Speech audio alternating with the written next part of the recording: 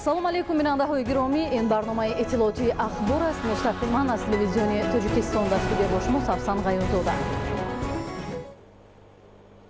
28 июл сафари кории асосгузори сулҳу ваҳдати миллӣ, пешвои миллат, президенти ҷумҳурии Тоҷикистон муҳтарам Эмомалӣ Раҳмон дар ҷумҳурии Қирғизистон анҷом ёфт ва сарвари давлат аз шаҳри Чолпон-Ота ба шаҳри Душанбе баргаштанд. Дар фурудгоҳи байналмилалии Исикул меҳмони олиқадро бо нишони эҳтирому самимияти баланд президенти ҷумҳурии Қирғизистон Сооронбой Жээнбеков гусел намуданд. Подышал кислородом, да? Как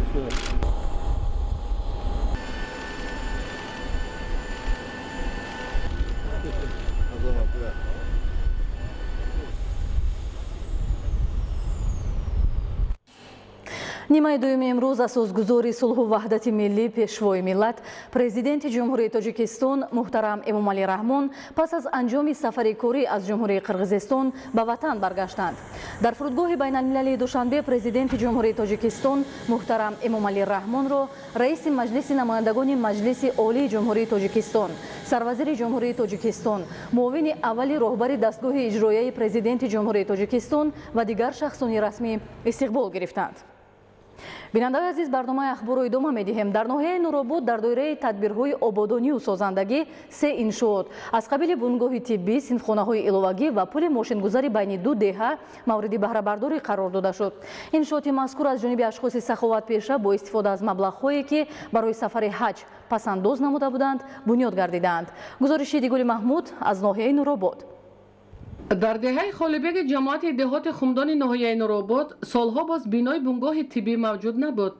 ин аст ки сокини деҳа Ғиёсиддин Маҳмудов барои ҳалли мушкилоти мардуми деҳа дар партави ҳидоятҳои пешвои миллат президенти ҷумҳурии Тоҷикистон муҳтарам Эмомалӣ Раҳмон аз ҳисоби маблағҳои барои ҳаҷ ҷамъовардааш сохтмони бинои муассисаи тиббиро ба сомон расонид.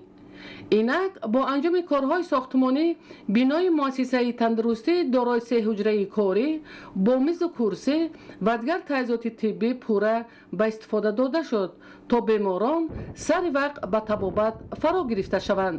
то ин вақт дар ин ҷо бунгоҳи тиббӣ вуҷуд надошт ва аз ҳисоби соҳибкори ватанӣ ин бунгоҳи тиббӣ сохта шудааст. сохтмони се синфхонаи иловагӣ барои 75 нафар хонанда ва таъмини муассисаи таълимӣ бо тамоми таҷҳизоти муосир аз амалҳои саховатмандонаи сокини деҳаи Оби Лурд Хуршед Амонов шаҳодат медиҳад ки дар партави рушди деҳот саҳми худро гузоштааст то хонандагон аз тамоми шароитҳои донишомӯзӣ пурра баҳравар бошанд. пули мошингузари байни деҳаи Тегирмӣ ва шаҳри нави ҷамоати деҳоти Камсамолобод бар асари офати табиӣ пурра валангор шуда буд. соҳибкори маҳаллӣ тасмим гирифт ки ҷиҳати рафъи мушкилоти мавҷуда маблағҳои барои ҳаҷ пешбинишудаашро сарф намояд то пули мошингузари байни деҳа бо дарозии 9 метр ва паҳнояш 4 метр дар муддати 3 моҳ сохта ба истифода дода шавад. як зумра сокинони бонанканомӯз ва ватандӯсту ватанхоҳи ноҳияи Нуробод тасмим гирифтанд ки аз ҳисоби маблағҳои барои сафари ҳаҷ ҷамъовардаи худ барои ободӣ ва пешрафти диёр ҳамчунин рушди инфрасохтори деҳот саҳмгузорӣ намоянд ва ин албатта гувоҳӣ аз он медиҳад ки сокинони ноҳия барои ободию пешрафти диёр саҳмгузорӣ намуда истоданд ва як тоҳфаи хубест ба истиқболи ҷашни умуммиллӣ сисолагии истиқлолияти давлатии ҷумҳурии Тоҷикистон. таъмири бунгоҳи тиббии деҳаи сангдевори ҷамоати деҳоти ба номи Иззатлоҳ Ҳалимов аз ҳисоби маблағҳои барои ҳаҷ пешбинишудаи шаҳрвандон дар арафаи анҷомёбӣ қарор дошта дар ҳудуди дигар ҷамоатҳои деҳот низ корҳои ободонӣ идома дорад. Идигули Маҳмуд, Додарҷони Мирзозода барои барномаи ахбор аз ноҳияи Нуробод. то соли нави таҳсил дар назди се муассисаи таълимии ноҳияи Спитамен се синфхонаи нави иловагӣ бо фарогирии 720 хонанда дар як баст сохта ба истифода дода мешавад. айни замон баробари бунёди синфхонаҳои иловагӣ дар ҳамаи муассисаҳои таълимии ноҳия корҳои таъмир, рангу бори синфхонаҳо, навсозии майдону толори варзишӣ низ ба роҳ монда мешавад. гузориши Маҳмуд Аҳмадзода ва Илёси Бобоҷон. بعد اتمام مشغولیت‌های فنی و آغاز دوره تعطیل تابستانه در همه مؤسسه‌های تحصیلات میانه عمومی شهرک و جماعت دیهات ناحیه سپیتامین تعمیر بنای مؤسسه‌های تعلیمی، رنگ و بار، نوسازی در و تیره‌زا، فرش صنفخانه‌ها آغاز یافته امروز کارها وسعت دارند. در مؤسسه تعلیمی رقم 31 جماعت دیهات سربند از 27 صنفخانه‌های تعلیمی در قسم زیادی آن کارهای تعمیر انجام یافته. امسال 488 نفر خوانندگان مؤسسه تحصیل را در صنفخانه‌های برهوای مجهز ادامه می‌دهند. در مؤسسه تعلیمی رقم 10 با مساعدت مقامات دولتی و سهم والدین تعمیر 25 صنفخانه، نمای بیرونی بنای صحن آن و دیگر یک قطار کارهای آبادانی انجام داده می‌شوند که این زمان به مبلغ زیاده از 11000 سامانی کارها انجام یافتند. مؤسسه تعلیمی رقم 32 سال 2016 با مبلغ گذاری حکومت جمهوری در این دهه دوردست که طلبات به آن زیاد بود ساخته شده است و امروز کارهای تعمیر پره انجام داده شده. مؤسسه به سال نو خوانش برای تحصیل 317 نفر خوانندگان دهه آماده می باشد. در مؤسسه‌های تعلیمی دیهات خرمزمین نیز همین گونه آمادگی‌ها مجهزگردانی صنفخانه‌ها به نظر می‌رسد که این از وسیله‌های بلند برداشتن سطح تعلیم و تربیت میباشد. خوانندگان مؤسسه همگی 1120 نفر می باشد. دستاوردهای ما چنین است که من امسال ختم کنندگان مؤسسه همگیش 76 نفر ختم کرده به مرکز ملی تستی 80% حجت‌های خود را سپاریدند.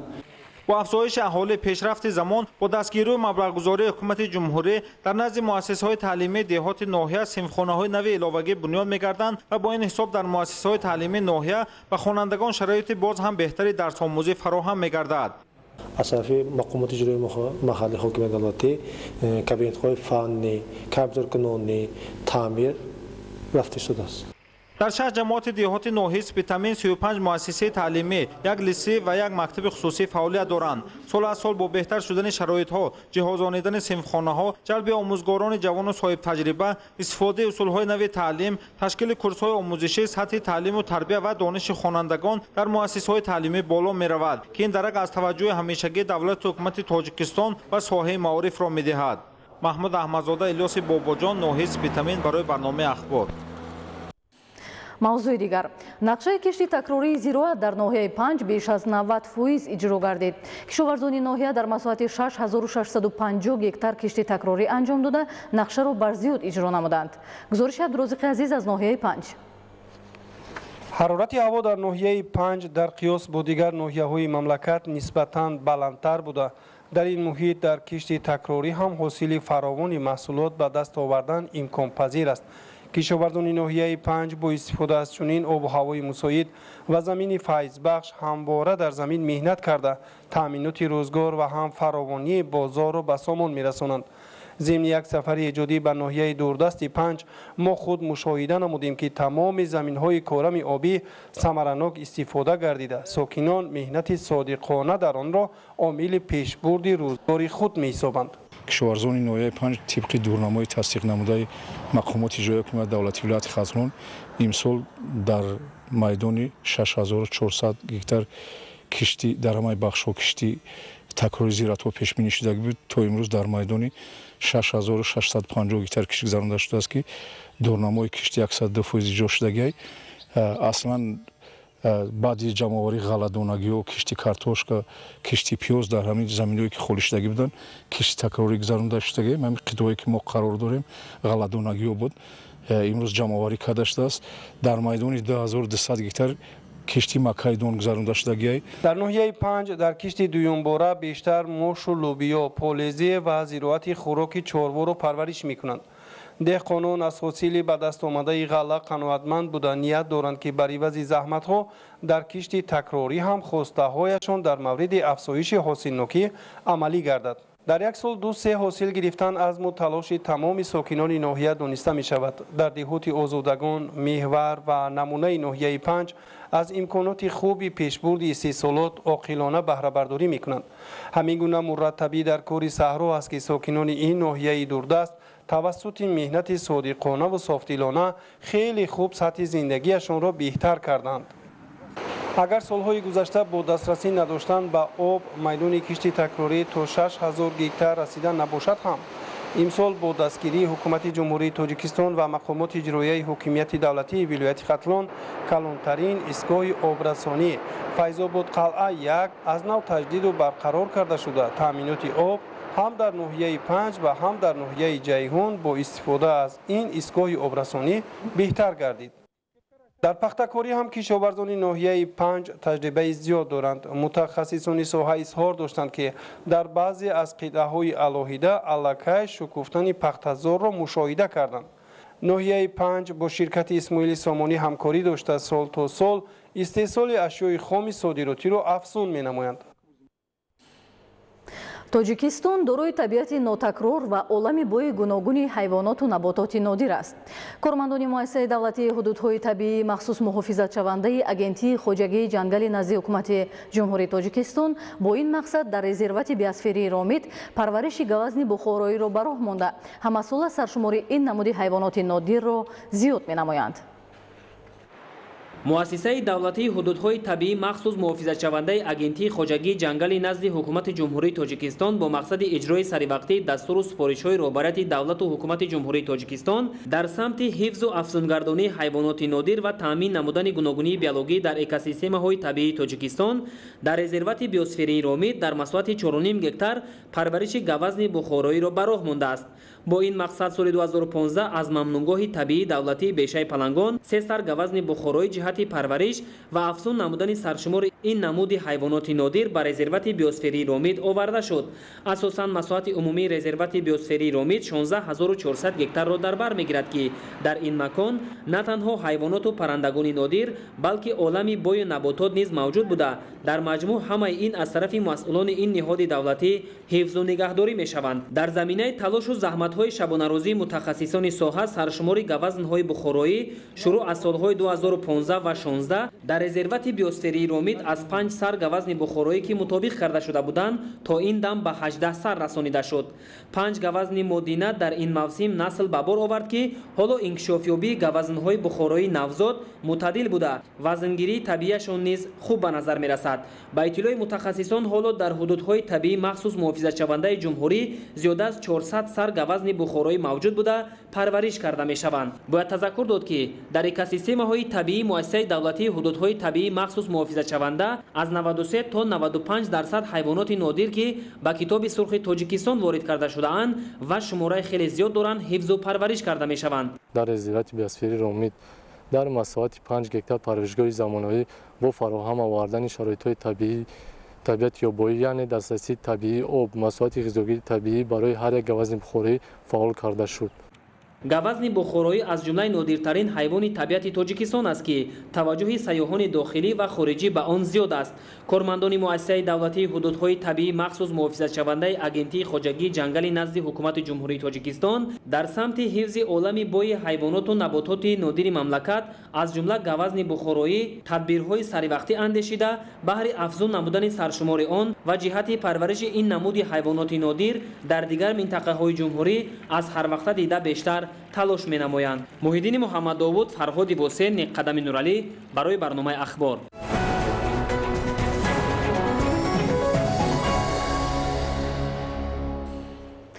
гиёҳшиносон иттилоъ медиҳанд ки аз шумораи умумии гулу гиёҳҳое ки дар ҷумҳурии тоҷикистон мерӯянд бештар аз 600 тои он шифобахш мебошанд.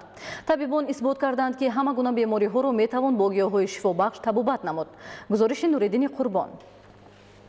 гиёҳдармонӣ яке аз маъмултарин намуди тибби халқӣ буда табобат бо усули гиёҳдармонӣ аз қадим маъруф буд. аз сабабе ки гиёҳҳои шифобахши табиат маводи асил буда дар табобат нисбат ба дорӯҳои кимиёӣ манфиат ва таъсироти зиёдтар доранд, гиёҳдармонӣ усули эътимодноки солимгардонӣ эътироф гардидааст. то имрӯз дар мамлакат аз 36 корхонаи истеҳсоли маводи доруворӣ 16 корхона ба коркарди гиёҳҳои шифобахш машғул мебошад.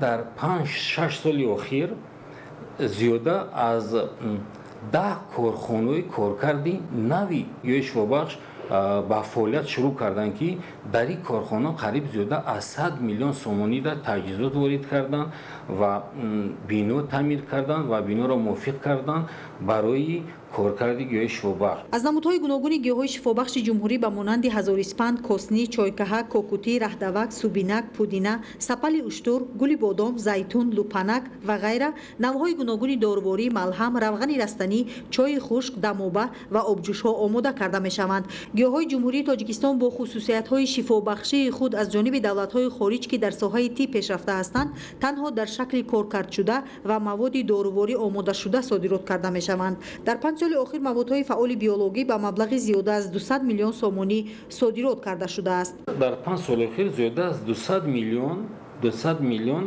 سومونی دا صادرات شده موادهای فعال بیولوژی، یعنی بسیارتر از گیاه شفابخش موادهای فعال بیولوژی و موادهای غذایی تیار کرده میشد. این تجربه در تمام جهان است یا در خود تاجیکستان نیست. اظهار نگرانی کردن رهبریت عالی مملکت در پیام پرزیدنت جمهوری تاجیکستان به مقامات عالی قانونگذار در سال 2017 و در ملاقات با کارمندان ساحه معارف و تندرستی در روز دانش سال 2018 دایر بر رشد نکردن صنعت داروسازی و ثمرناک استفاده نگردیدن گیاهای شفابخش مملکت، مسئولین ساحه تندرستی و صاحبکاران مملکت را وادار نمود که جهت آموزش رستنی‌های شفابخش، جمع‌آوری و کارکرد آن در صنعت تدبیرهای ضروری را عملی نمایند. البته این روزها در تمام مؤسسه‌های طبابتی و پروفیلاکتیکی و درمانگاه‌ها گوشه‌های گیاهدرمانی و گیاهپزشکی گشوده گردیدند، ولی دموبه و مواد دیگری در گوشه‌های گیاهدرمانی پیشنهاد شده به طور ضروری استفاده نمی‌شوند. ضرور است که استفاده گیاهای شفابخش مملکت و استحصال دارویی از چنین رستنی‌های دوابخشنده به طور درست و ثمرناک راه‌اندازی کرده شود. جوری نمودن اصول معاصر تشخیص امروز به جوانان امکان فراهم آورد که قبل از ازدواج درباره سلامتی همدیگر معلومات مکمل پیدا نمایند. در ماده 15 کودکس اویله جمهوری تاجیکستان معاینه طبی شخصان نکاح شونده و شناس نمودن آنها با نتیجه معاینه حتمی دانسته می شود. بابوکالون امینزاده گزارش می دهد. مقصد اساسی وارد نمودن تغییر و الوه ها با ماده 15 کودکس اویله جمهوری تاجیکستان این وارد نمودن معاینه طبی حتمی شخصان نکاح شونده و آنها را با نتیجه معاینه طبی حتمی همدیگر شناس کردن ارزیابی نمود. معاینه طبی شخصان ازدواج کننده این چنین دادن مشورت دایر به مسائل طبی و مسائل سالمگردانی اویله از جانب مؤسسات دولتی تندرستی محلی استقامت به طور رایگان گذرانده می شود. این چنین در ماده 14 کودکس مذکور گفته شده است اگر شخصانی که از معاینه طبی حتمی نگذشتند حقوق و بستن نکاح ندارند.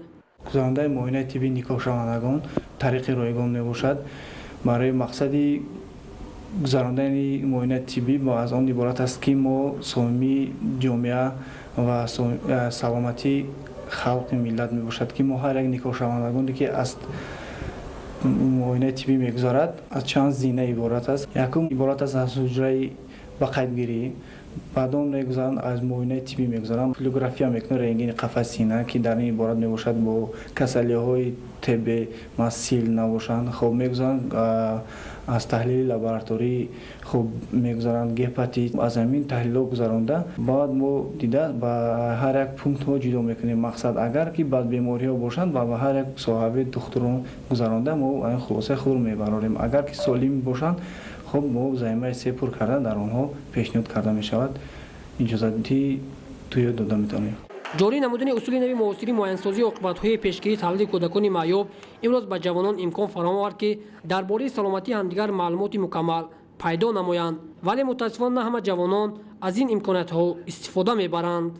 این برای بهبودی کار هر یک شهروند میباشد. این بسیار یک فایده آور است برای آن که اکثریت آدمان نمیدونستند که تا این دم اونها با بیماری‌های ویروسی دچار هستند. ما با آنها کارهای فهماندهی میگذاریم آید پرهیزکاری آنها در آینده که یگان بیماری در اوج نیارد. همین بیماری اینا را آید کارهای فهماندهی با طرز گزارش این بیماری ها با زوجه اون یا که با شوهر شونده اون کس کارهای فهماندهی میبریم که از همین چیزها خود رو احتیاط کنند. امروز با پیشرفت علم و تکنیک تمام بیماری ها و همچنین نقصان های مادرزادی پیش از تولید در بطن مادر آشکار کرده می شود.